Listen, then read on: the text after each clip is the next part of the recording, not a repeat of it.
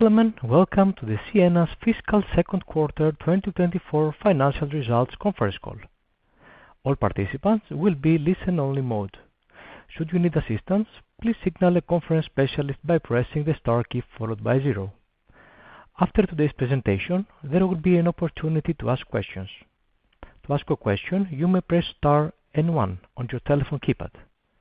To withdraw your question, please press star and 2. Please note that this event is being recorded. I would like now to turn the conference over to Greg Lamp, Vice President of Investor Relations. Please go ahead. Thank you, George. Good morning, and welcome to Ciena's 2024 Fiscal Second Quarter Conference Call. On the call today is Gary Smith, President and CEO, and Jim Moylan, CFO. Scott McFeely, Executive Advisor, is also with us for Q&A.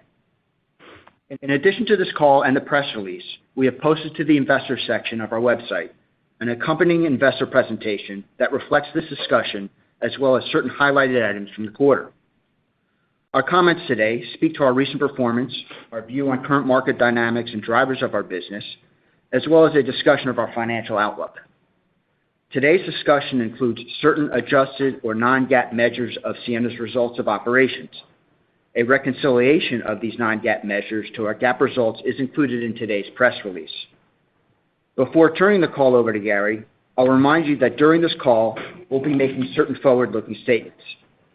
Such statements, including our quarterly and annual guidance, commentary on market dynamics, and discussion of opportunities and strategy, are based on current expectations, forecasts, and assumptions regarding the company and its markets, which include risks and uncertainties that could cause actual results to differ materially from the statements discussed today. Assumptions relating to our outlook, whether mentioned on this call or included in the investor presentation that we will post shortly after, are an important part of such forward-looking statements, and we encourage you to consider them. Our forward-looking statements should also be viewed in the context of the risk factors detailed in our most recent 10-K and our 10-Q, which we expect to file with the SEC later today. Ciena assumes no obligation to update the information discussed in this conference call, whether as a result of new information, future events, or otherwise. As always, we'll allow for as much Q&A as possible today, though ask that you limit yourselves to one question and one follow-up. With that, I'll turn the call over to Gary. Thanks, Greg, and good morning, everyone. As you've seen from the press release, today we reported fiscal second quarter revenue of $911 million and adjusted gross margin of 43.5%. Our Q2 performance also included quarterly adjusted operating margin of 6.8% and quarterly adjusted EPS of 27 cents. And we generated $42 million in free cash flow in the quarter. Later in the call, Jim will provide additional details about our Q2 financial performance, as well as highlights from the quarter with respect to our portfolio and business outlook. Since we spoke with you about 90 days ago, industry dynamics, and therefore our current operating environment, are largely unchanged. Specifically, the drivers of bandwidth demand remain strong and durable. Increasing cloud adoption and a growing number of AI use cases are accelerating global data generation. As a result, network traffic is increasing and forecast to continue growing at a strong rate.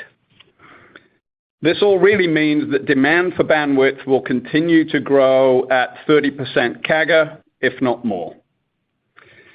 But despite this positive secular demand, as we all know, it is taking longer than we and others in our industry initially expected for service providers to absorb and deploy the large amount of inventory they have accumulated over the last year or so.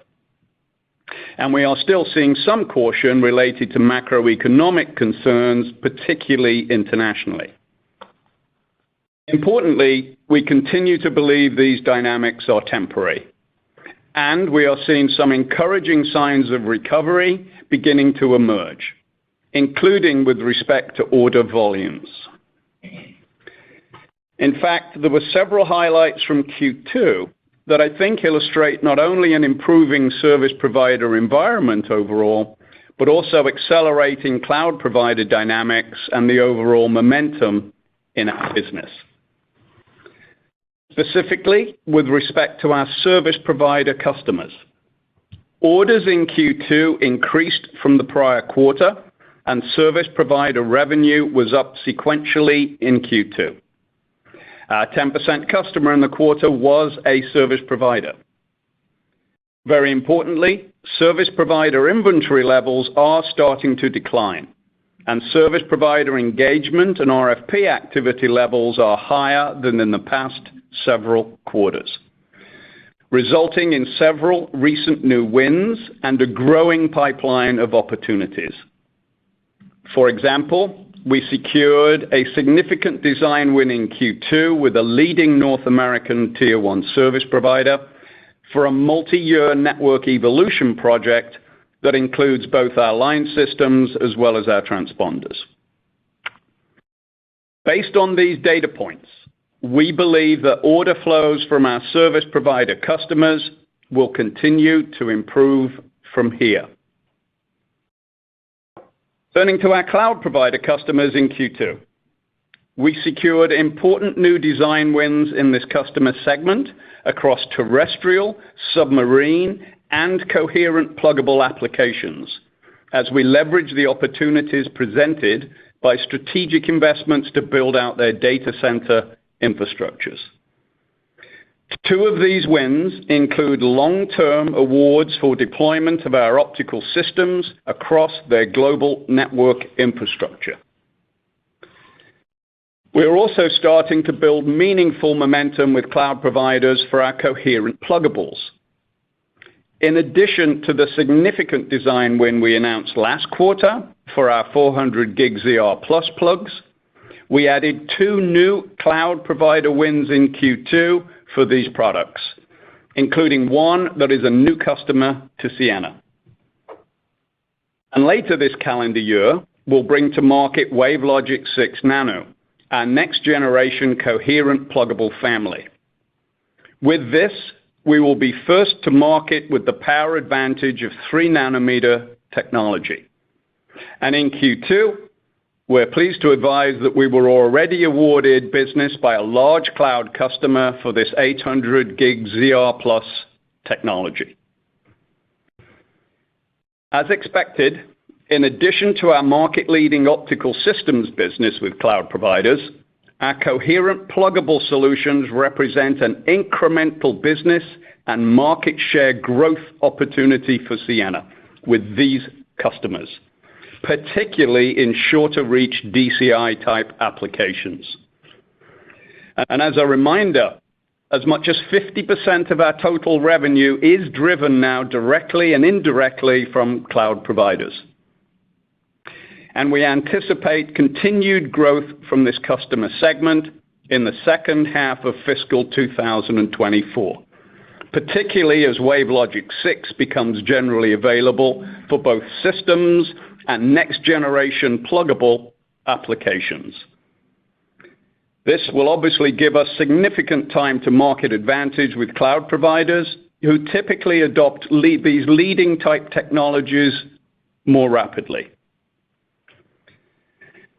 Stepping back, understandably, there's been a lot of focus on short-term industry dynamics in recent quarters, and we continue to manage through those.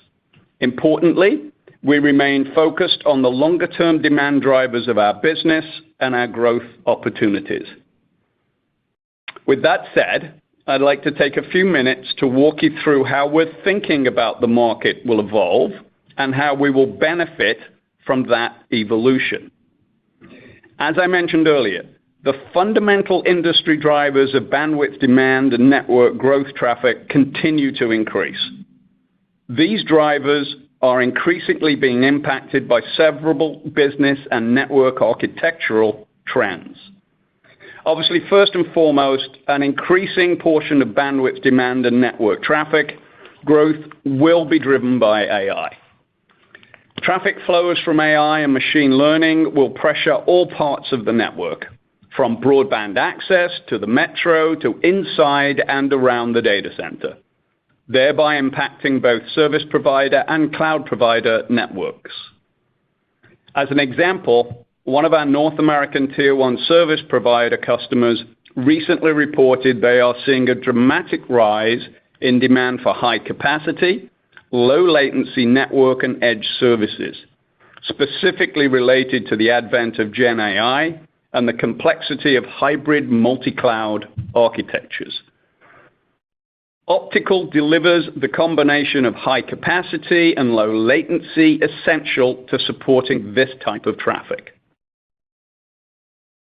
Another opportunity where we have a significant funnel of opportunities is managed optical fiber networks, or known as MOFN. This term MOFN may be new to you, so let me briefly explain what it means. While cloud providers can build their own network infrastructure in many parts of the world, certain countries have specific rules for fiber ownership, policies on licensing, and standards for workforce qualifications. In addition, given the need to add capacity sometimes very quickly, cloud providers are turning to MOFN even in jurisdictions where there are no such restrictions. With MOFN, telecom service providers build highly advanced optical networks and lease fiber pairs to cloud providers. This enables the cloud providers to quickly expand their reach and better serve their end users. This is an example of an indirect source of revenue from the cloud providers through our service provider customers. Ciena is obviously uniquely positioned to lead this model by leveraging our strong relationships and presence with both global cloud and service providers. With all that in mind, I'd like to expand upon how we are investing to address these opportunities. And I think to start with, I would say that all of our TAM expansion efforts are deeply grounded in the competitive advantage we have with our optical technology. It is well established and recognized that our industry-leading optical technology has been the driving force and foundational reason behind our success in serving the long-haul, subsea, metro regional, and DCI markets. We expect to continue to lead and take share in these markets with our best-in-class coherent technology. This includes the upcoming availability of WaveLogic 6, which will further extend our leadership in terms of performance, scale, and sustainability. In addition, as I noted, our optical technology is also increasingly applicable to high-growth opportunities where we are investing for growth by expanding our addressable market in three principal key areas. These include number one, broadband access, and number two, metro routing, where both the high-capacity optical fiber connectivity we enable has become a foundational element of next-generation edge and metro networks. And number three, inside and around the data center. The superior performance of our foundational optical technologies in a variety of form factors can serve the cloud provider trend towards disaggregated consumption models in support of AI fabric connections. In broadband access, we have the market-leading XGS-PON solution, providing our customers with modularity and openness that they haven't enjoyed in previous generations of PON deployments. This cost-effective, flexible, and sustainable OLT solution can address residential, enterprise, and mobility use cases. Looking further out, as you know, we also expect to lead in 25 GS-PON as it emerges next year. With prioritized customer investment in broadband access, fueled in part by massive public funding around the world, we estimate the 10G and above PON market will grow at a 55% plus CAGR to approximately $7 billion by 2027. Secondly, converged IP and optical layers in the metro, are now being used to reduce costs, simplify networks, and achieve new levels of scale to support AI. This is precisely what our coherent routing solution is designed to address with our purpose-built metro routers, including the 5000 and 8000 series platforms, as well as our recently expanded Wave router family. This solution offers our customers scaling choices, common next-generation IP OS, integration with the world's best optics and photonics, and the market-leading multi-layer domain control to manage and fully converge these metro networks. We estimate the metro routing market specifically will grow at a 12% CAGR to nearly $5 billion by 2027. And finally, number 3, in addition to our strength in data center interconnect, we see an expanding and incremental opportunity inside and around the data center that also leverages our optical technology leadership. As cloud providers continue to build massive data centers with high data rates to handle AI workloads, they are increasingly reaching power and space limitations. We believe that coherent technology and our high-speed interconnect solutions will ultimately better address the need for superior scale, power, and signal quality. This is similar to what we saw in the WAN, and while still early, we believe it is largely a function of time as to when a meaningful portion of inside and around the data center moves to these technologies. In fact, we are already engaged with several cloud customers and ecosystem partners in this area as a direct result of our leadership in coherent. And we expect these engagements to increase and intensify over time. So in summary, we believe we are incredibly well positioned to continue growing our leadership in optical and are leveraging that technology, as well as our deep relationships with both cloud and service providers, to further expand our addressable market and deliver profitable long-term growth. With that, I'll turn it over to Jim, who will provide details on the quarter's results as well as our business outlook. Jim.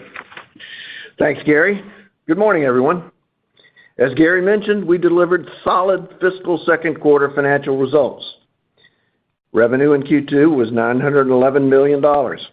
Adjusted gross margin was 43.5%, within the range of expectations. Q2 adjusted operating expense was $334 million. With respect to profitability measures, in Q2, we produced adjusted operating margin of 6.8%, adjusted net income of $39 million, and adjusted EPS of 27 cents. In addition, we generated $59 million in cash from operations and adjusted EBITDA of $86 million. We ended the quarter with approximately $1.4 billion in cash and investments. We repurchased approximately 1.1 million shares for $57 million during the quarter.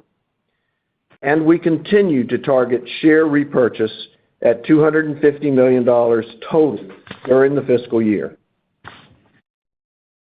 Turning to some portfolio highlights from the quarter.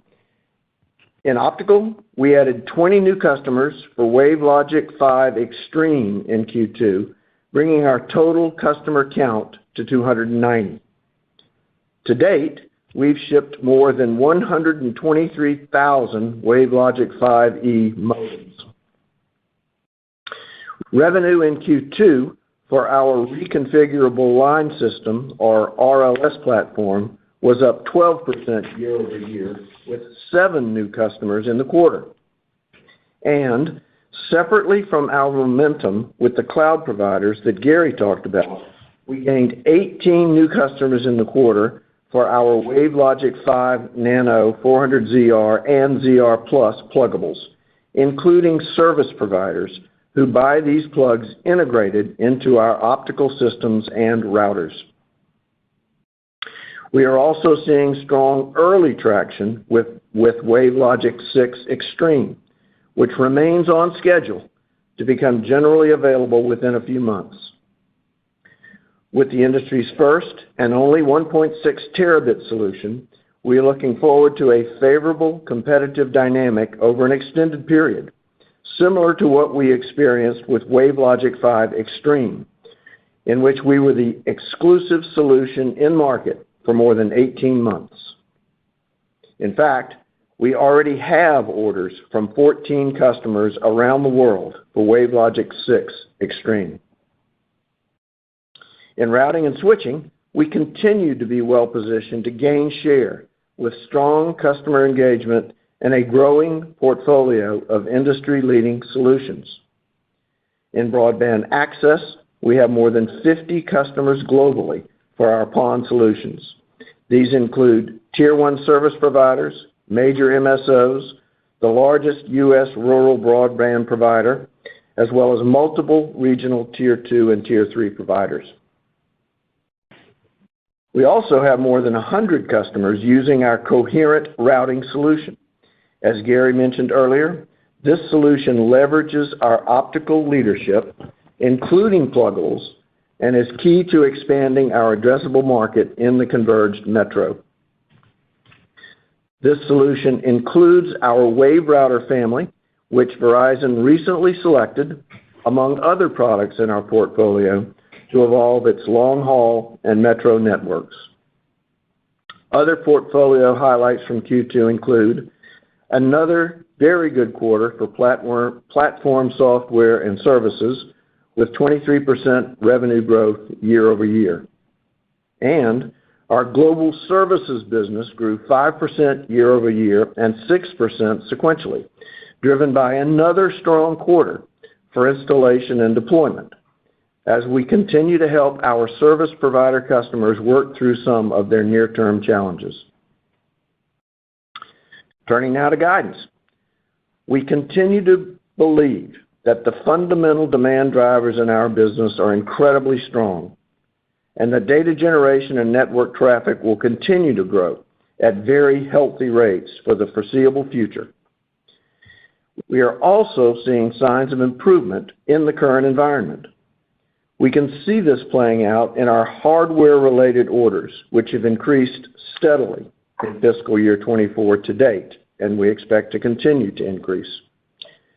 Based on our pipeline and current projections, we believe that orders will increase meaningfully in Q3 and actually have the potential to meet or exceed our revenue during the quarter. However, in the near term, while we see signs of improvement, the recovery of service provider order patterns is still slower than initially expected, as they continue to absorb and deploy large amounts of their inventory.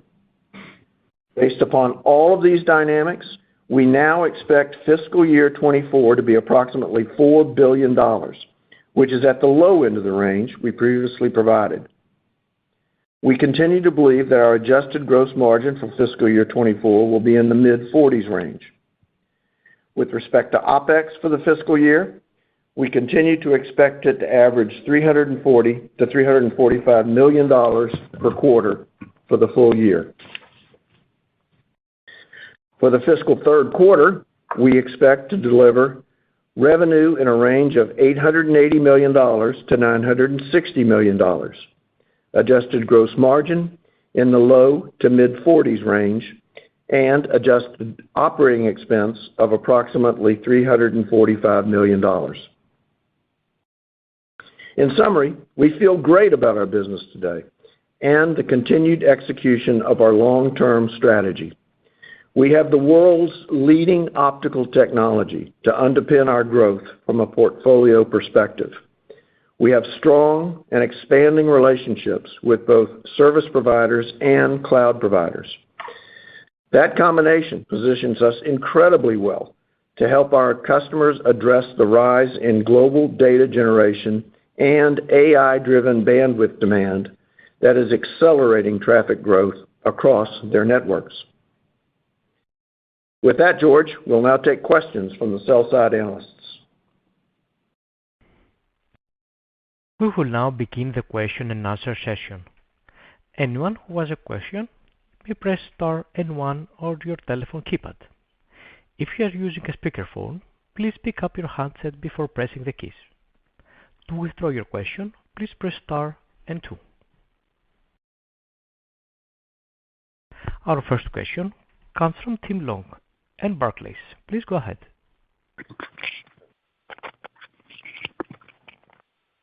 Thank you. Maybe if we could talk a little bit about kind of order book in the fiscal Q2. I'm not sure if you gave that. And then it sounds like the telco, continues to push out, getting you to the lower end of the range. What confidence do you have that we'll see that, in October or January? When do you think we'll start to really see that telco business fully recovering? Thank you. Yeah, I'll speak to the backlog, Tim. We ended the quarter at about $1.9 billion in backlog. And based on what we see for the rest of the year, we do think our backlog will be down a bit by the end of the year. Maybe not in Q3, but by the end of the year, it'll be down a bit.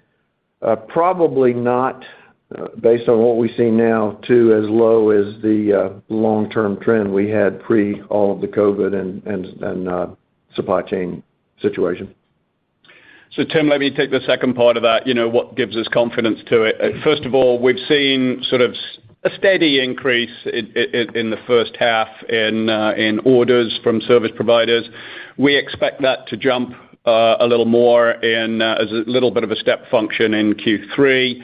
As Jim said in his sort of commentary, we expect meaningful order increases in Q3, primarily led by the cloud, but also we expect an improvement in the service provider piece. And we're also seeing, awards, the pipeline, the whole activity level is increasing. And sort of just as importantly, I think to talk to your question, we're seeing, the inventory levels come down and they are deploying, particularly in North America. We have good visibility into that. So I think as we get out of the year, I think we'll see service providers in a more balanced supply, demand, inventory situation as we come out of our fiscal year. Thank you. Thanks, Tim. Our next question comes from Karl Ackerman and BNP Paribas. Please go ahead. Yes, thank you. Good morning. In your deck today, you highlighted an emerging opportunity for coherent pluggables, both inside and around the data center. For inside the data center, are you suggesting these would be used in 7 to 10 kilometer links, or would there be shorter reach links also possible? And I have a follow-up. Thanks, Carl. It's Scott. I think both opportunities are there. I think the more near one is the shorter kilometer reach links, sort of around the data center, if you like. Think of it as the 2 to 10 kilometer type opportunity. I think the second one that you mentioned is as the data rates between GPUs are increasing, and because of the power usage and the restrictions on power, forcing more distributed architectures in these GPU clusters, the lengths of the links that need to get communicated, those coherent technologies, in our belief, are going to start to make their way inside, sort of more of the traditional clusters. That's a longer-term opportunity, but our position, of strength from a coherent technology is pulling us into many of those dialogues around future architectures, both with the end cloud customers, but also with ecosystem providers that service those customers. Very interesting and helpful. Thank you. For my follow-up, you indicated that you've already received orders for WaveLogic 6E products, but do you expect WaveLogic 6E and 6 Nano will be GA in the second half of this calendar year? And I guess as you address that, does a muted outlook for telecom impede in any way the near-term demand uplift you see of these new products? Thank you. Yeah. So first of all, to answer your timing question, yes, both the 6E and 6N will be in market, generally available this year, this calendar year. we made the comment actually that we had multiple orders for 6E. That's absolutely true, and it comes across both service provider and cloud segments. We also have awards as well for 6N, so not just 6E. So, and to your question of does the service provider sort of get in the way, the service provider dynamics of inventory will not get in the way of the ramp on those technologies? I would say not, because the early movers on those tend to be the folks that are most, have the highest bandwidth demand growth and have the tightest constraint on their fibers. So think of the web scalers, think of the MOFN networks that are serving those web scalers, and think of submarine networks. Very helpful. Thank you. Thanks, Charles. Our next question comes from Tal Liani in Bank of America. Please go ahead. Hi, guys. My question is about the non-service provider. Two questions. First, cloud went down from 33 to 25% of this non-cloud portion. And I want to understand what is driving the trends right now in the cloud, meaning they're investing heavily inside the data center. Doesn't it translate into more traffic outside that requires your solutions?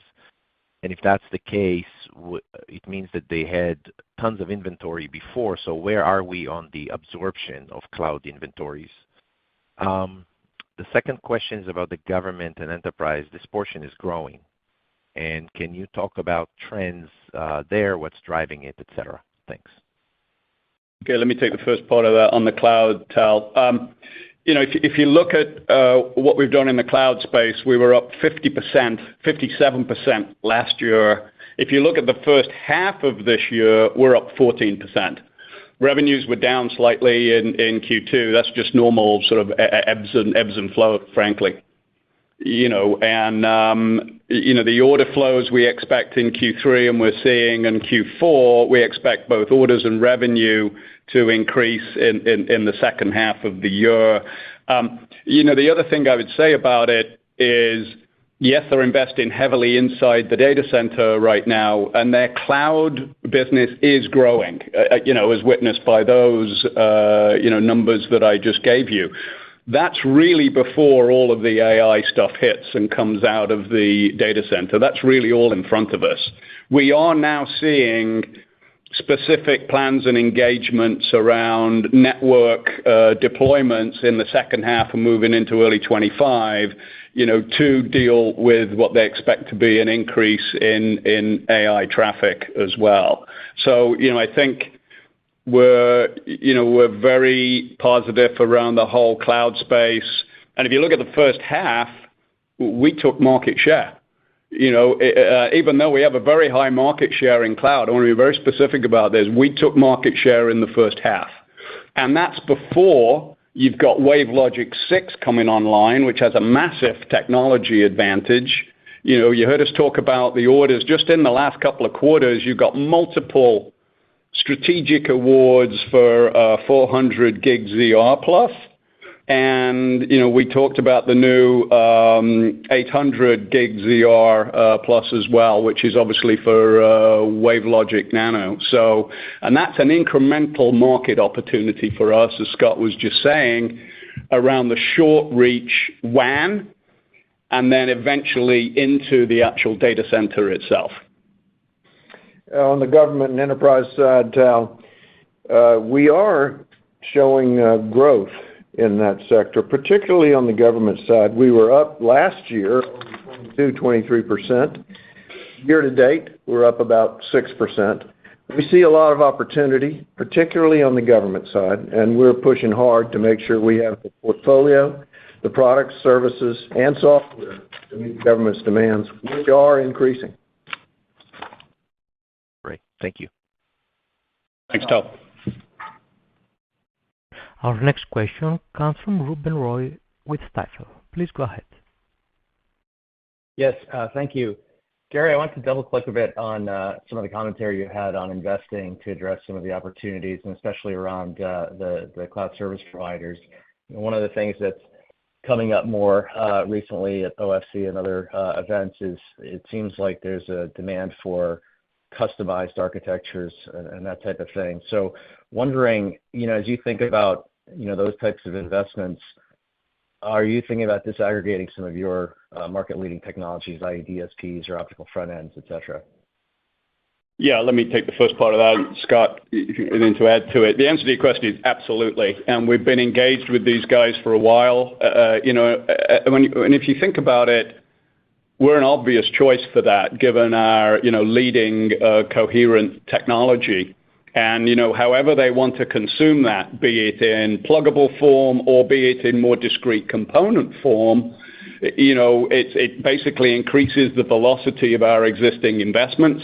There are things that we need to do, we believe, to, make that applicable into that space, but that is all additional incremental market for us. I mean, we have zero market share and zero revenues from inside the data center right now. And so we are increasingly engaged, and given the depth of our relationship with these folks, we believe we're very well placed to, benefit from that. And particularly as you see the GPU intensity of the AI build out, that is increasing data rates and increasing distances, which really plays into what we think will be, an intersect point with the coherent technology. Yeah, when we talked about the opportunity of the coherent coming to solve some of the problems inside the data center, we're very cognizant of the fact that inside the data center, the key players there, whether they be the end cloud consumers themselves or other ecosystem players that play there, are have really grown up in a disaggregated model of consuming technology. We're very aware of that, and we're taking steps to make sure that we are ready to play there and absolutely are willing to play there. That's just the way it's going to get consumed. That's great. Thank you. Just a quick follow-up. It was great to see the wave router deployments at Verizon. Can you maybe just talk about conversations you're having with either other service providers in North America or elsewhere, or cloud service providers on that product specifically? Yeah, if I take a bit of a step back, wave router is one of the products in a family of products that we call our coherent routing portfolio. And what we're seeing is as service providers think about their sustainable role in the world going forward, their metro and access connectivity is really important to them, and they're looking at what they're going to have to be able to deliver in terms of high capacity, low latency type networks. And that is again playing into the strength of optics is a more and more important part of it. So we've built a family of purpose-built routers that is designed to go after that in an optimized way. Wave router being the biggest part of that, the biggest big brother of that family, if you like. If you take more broader from a coherent router perspective in the family, our 5000 series, 8000 series, and wave router, we've got over 100 customers worldwide deploying that today, and they're buying into the footprint optimization that you get on the purpose-built router. They're buying into the world-class optics, and they're also very importantly buying into the multi-layer domain control that really allows them to enable convergence in their network. So that's where we're seeing the traction. Lots of wave router itself is actually the redundant chassis version of that. So where people are deeper in their network and they have high capacity and redundancy, that's where they land on wave router as part of that broader story. Thank you. Our next question comes from George Notter and Jefferies. Please go ahead. Hi, guys. Thanks very much. Just a couple of modeling questions. I was looking at the DSO number. I think it was 98 in the quarter. That's up 10 days sequentially. Was there something going on this quarter with linearity or collections? What can you say there? And then also, I wanted to ask about inventories. Your inventories were up sequentially. I know that you guys said previously you don't expect them to go down that rapidly this year, but I guess I was a bit surprised to see inventories go up sequentially. So any insights there would be great. Thanks. Yeah, we still expect, George, that by the end of the year, our inventory will be down from the end of last year by $200 million.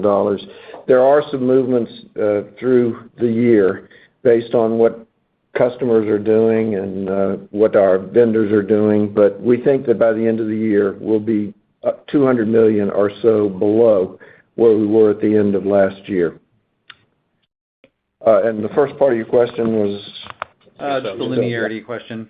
Yeah. DSOs. Yeah, I don't think you should read a lot into that. We actually have large customers who pay large amounts at certain times, and we were lucky enough in Q1 to get a end of quarter amount paid that brought our DSOs down.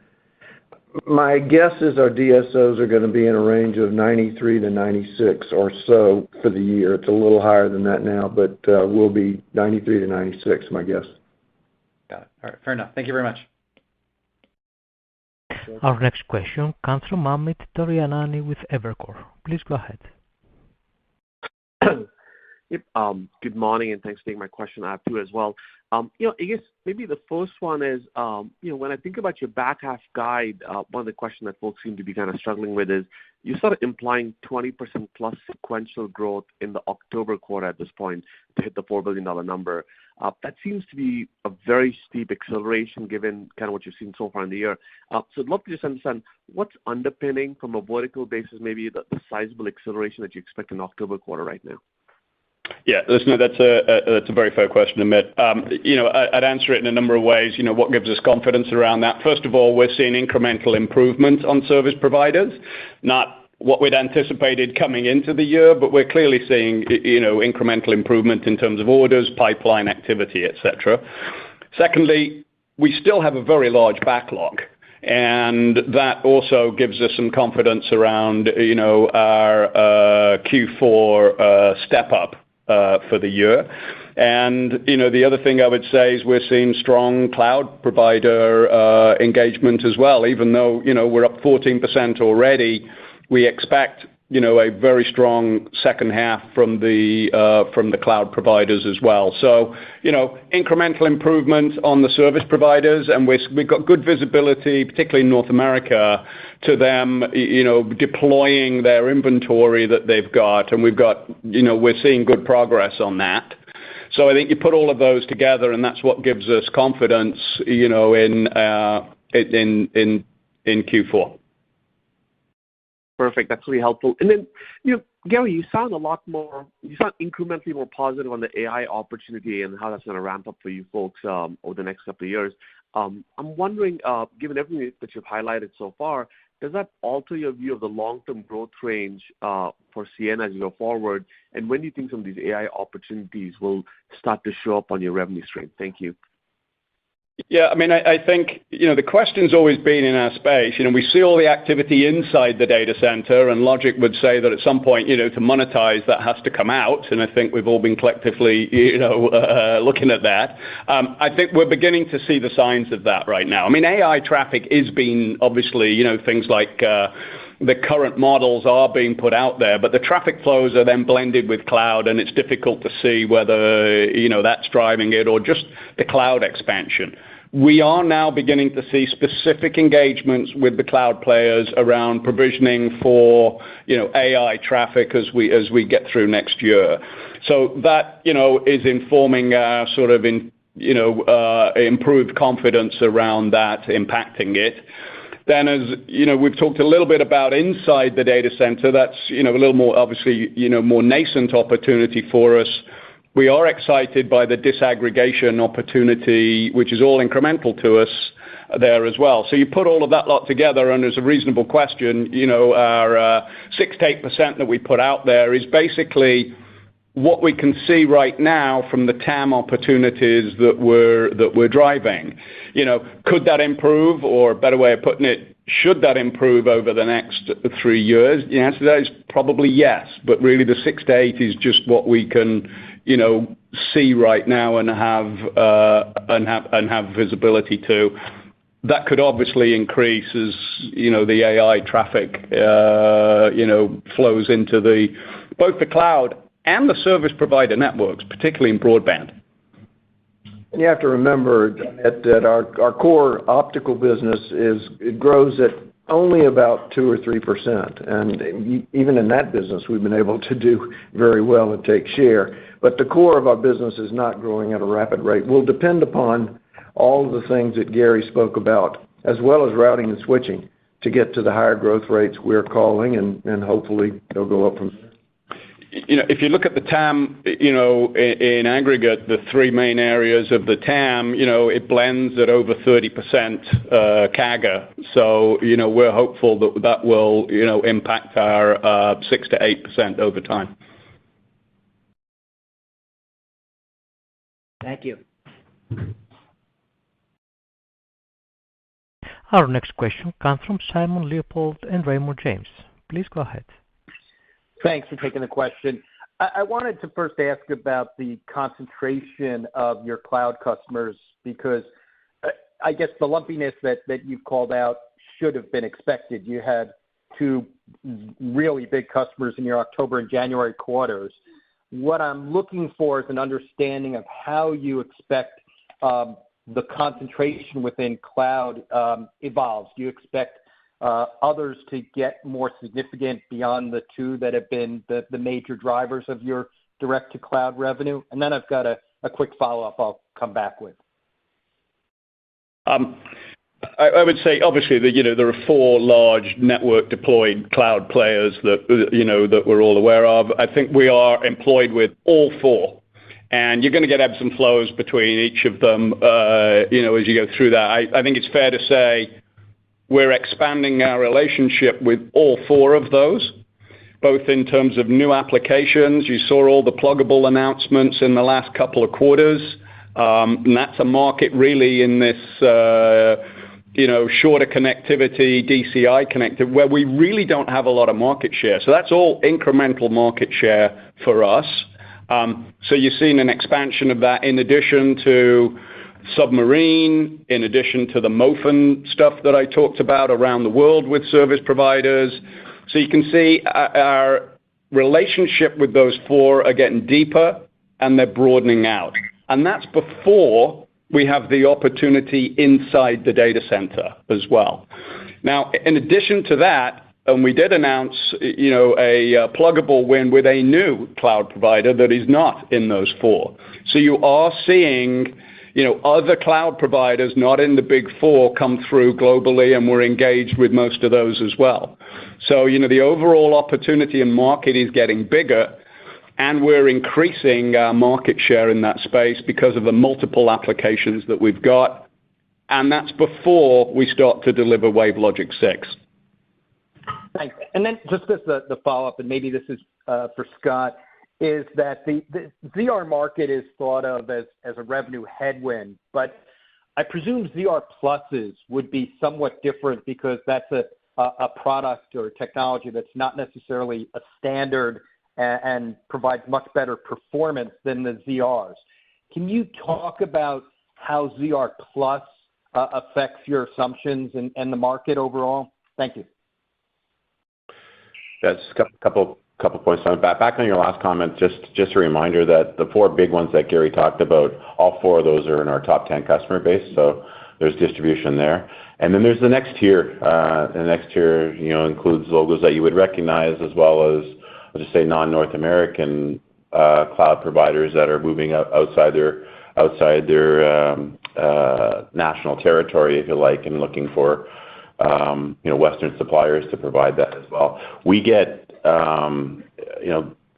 good business to begin with through open opportunities on them, and as they get bigger, they start to build their infrastructure. And the reference that we had on our 400 gig ZR win this quarter was one of those logos. So we start to see them sort of growing up, if you like, and becoming a bigger part of the industry.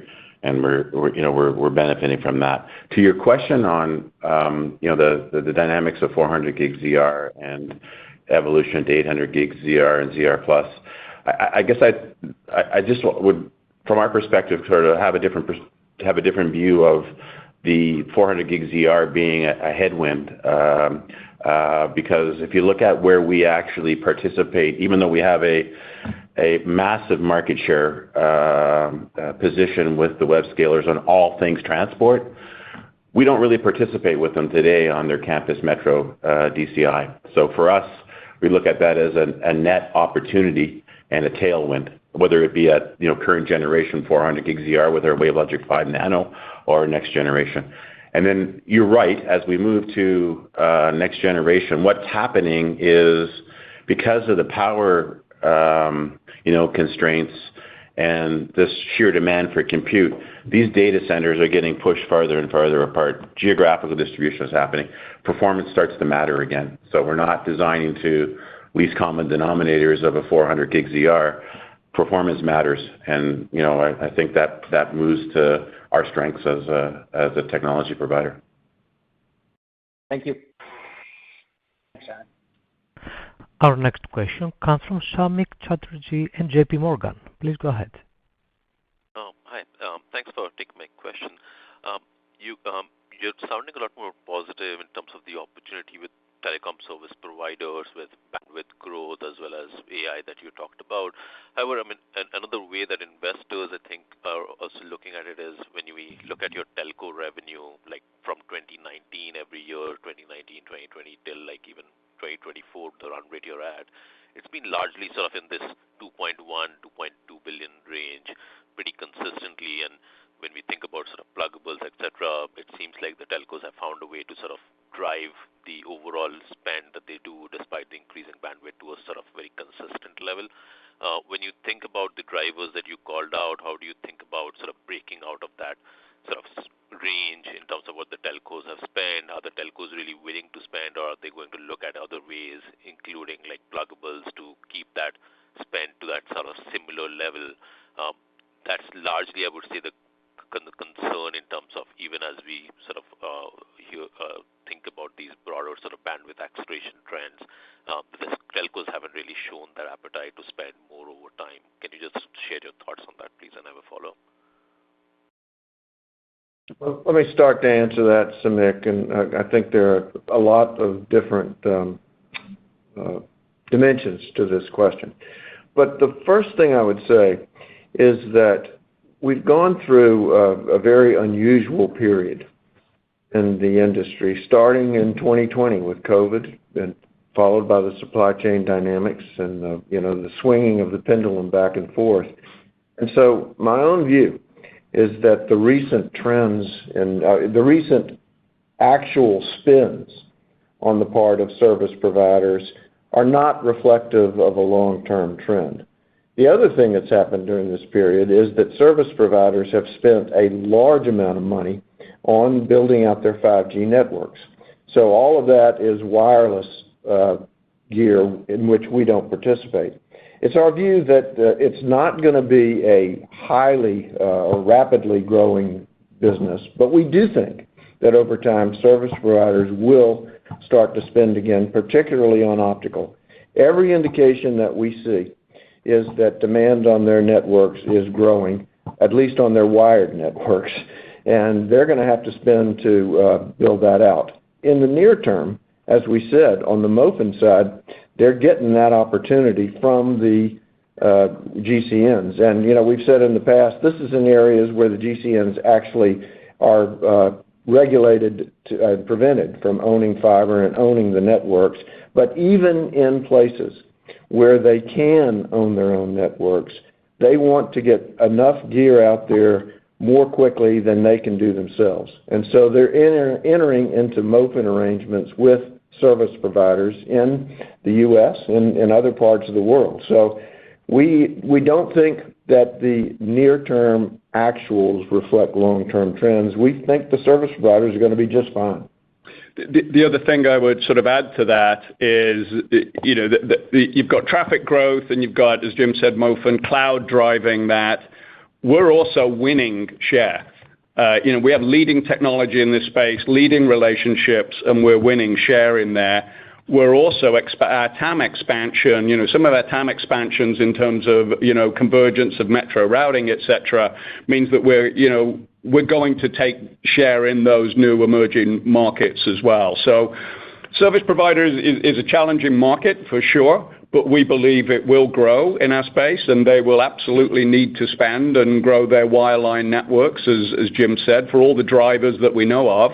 And that's before sort of AI really starts to it. They're going to be responsible for delivering a lot of the broadband AI. And, we're quite bullish on that broadband space. So we think that, we are going to get to a more normalized state with service providers as we get through to next year from an inventory balance point of view. And we are incredibly well positioned to take advantage of that, in addition to our confidence in the cloud relationships. Got it.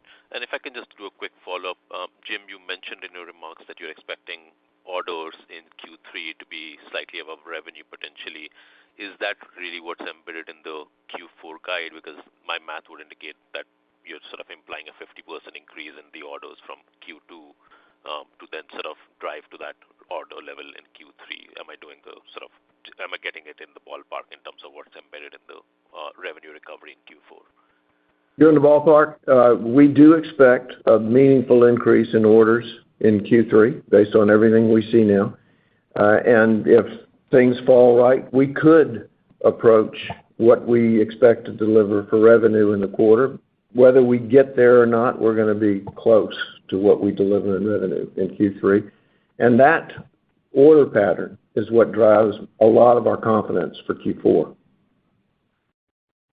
And I'd also point out, we're carrying a big backlog too, still. Thanks, Amit. Our next question comes from Ryan Koontz with Needham & Co. Please go ahead. Great. Hi, thanks for the question. Just circling back to some previous commentary around the 800ZR impacts. Can you specify when you think the timing of that impacts the cloud business, and which segments of cloud you expect 800ZR to impact in terms of DCI, metro, long haul, subsea? Thanks. Yeah, commercial availability of our product, Ryan, is going to be late in the calendar year this year. We wouldn't expect it to be a revenue impact for us until 2025. Certification cycles, and obviously there needs to be host platforms and whatnot that these plugs will go into. The other thing later in the year. Sorry, Ryan. Yeah, I think it'll take a couple of quarters beyond availability for it to start to see any meaningful revenue. And just to be clear, Ryan, we still believe that the ultra-long-haul, submarine, long-haul market is going to be a systems business, not a pluggable business. And we think the WaveLogic 6E is the one that's going to drive that, and we'll be ahead of the market on that by a good long time. Yeah. That's great to hear. And just shifting gears real quick on the broadband side, sounds like some decent momentum there. Can you maybe kind of outline the different segments where you're seeing success in terms of cable and tier twos, and what your differentiation is, what the competitive environment's like there? Appreciate it. Thank you. Yeah, Ryan, and just to remind folks on the call that our play here is to intercept broadband PON at next generation PON 10 gig and above. We've got a vertically integrated solution on the OLT side with our Tibit acquisition.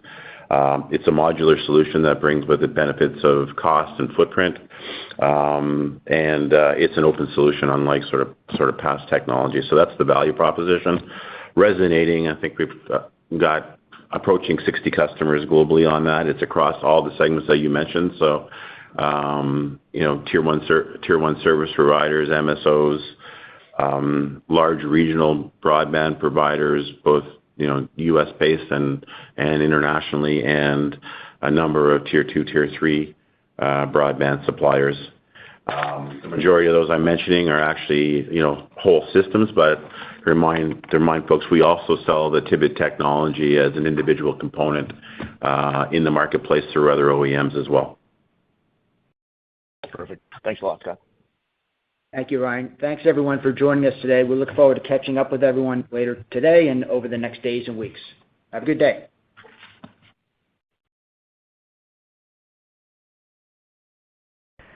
Ladies and gentlemen, the conference has now concluded. Thank you for attending today's presentation. You may now disconnect.